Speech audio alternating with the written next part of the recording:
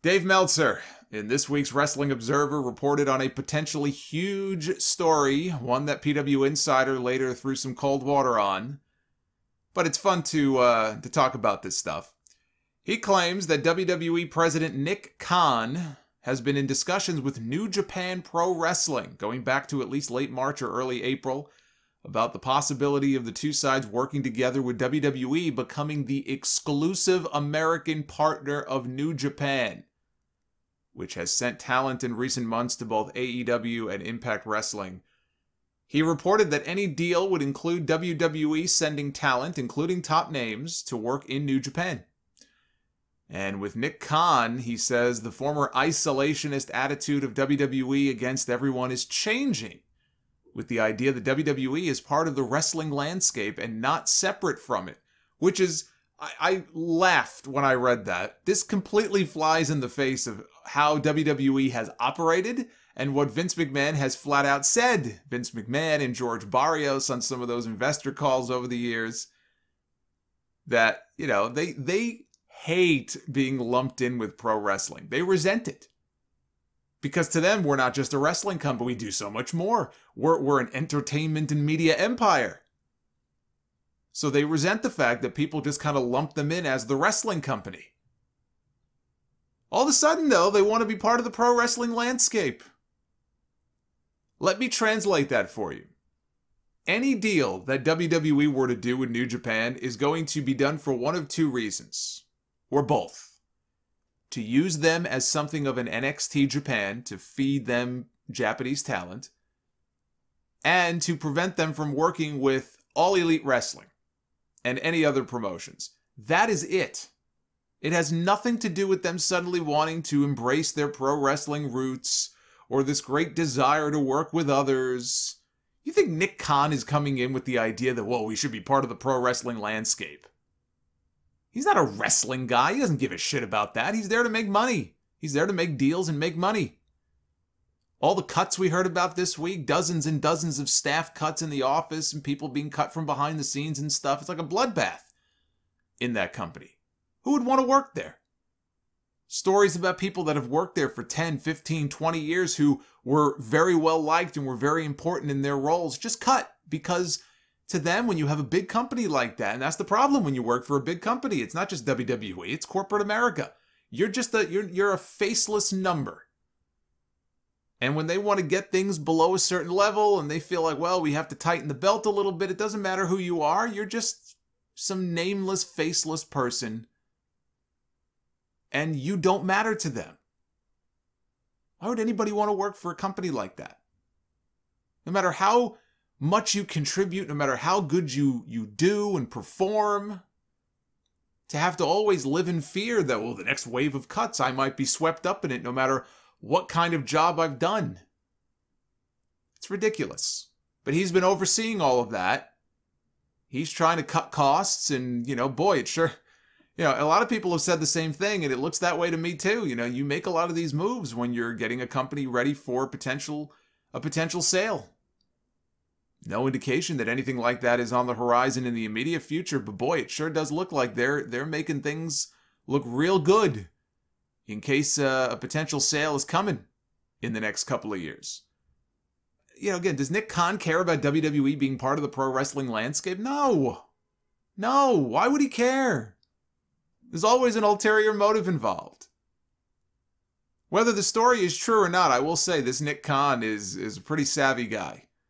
And I'm sure he has ambitions that are far bigger than just WWE, as evidenced by all of the moves I just mentioned and merging of all of these different departments within the company.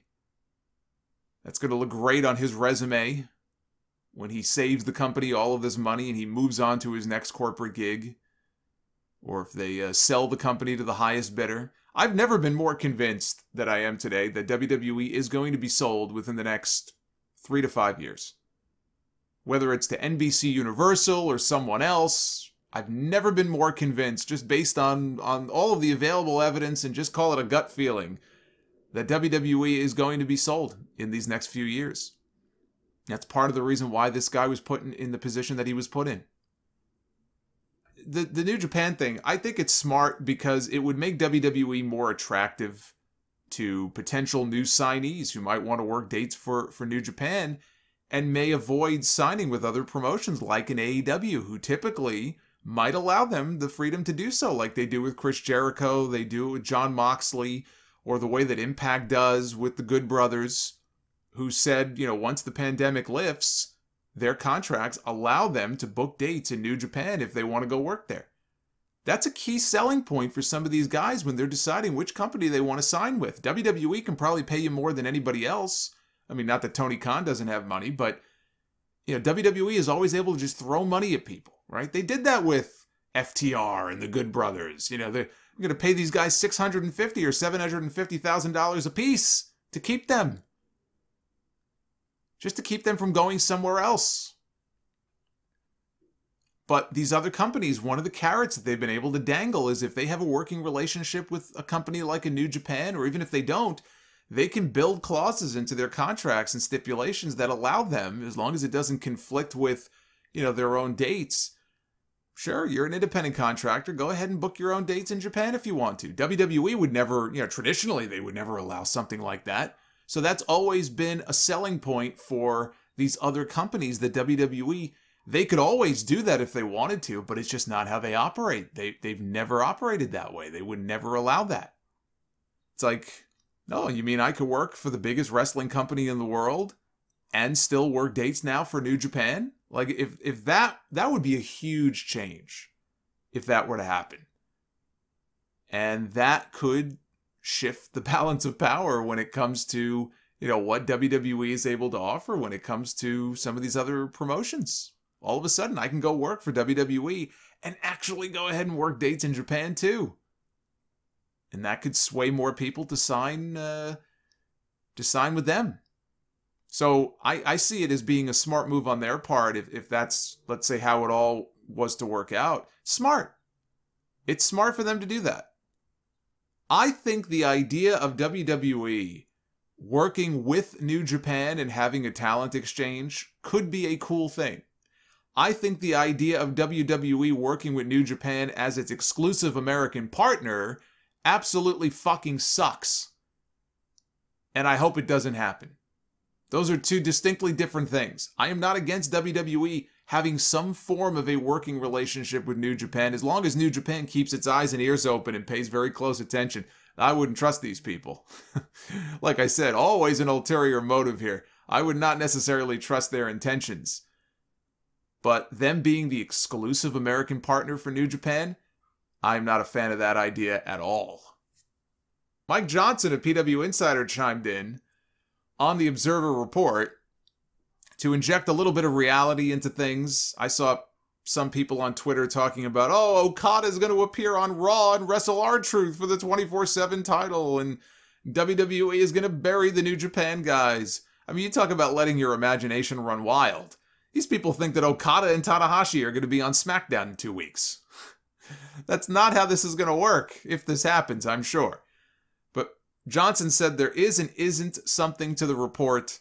They were told by sources in both companies that there have been communications between the two sides for a few months now, but they have largely been centered around the possibility of Daniel Bryan being able to work some dates for New Japan.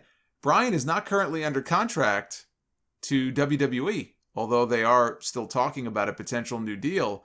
But he has very publicly stated that he would love to work matches outside the company, and he's been trying to convince them to let him sign a deal that would allow him to do so.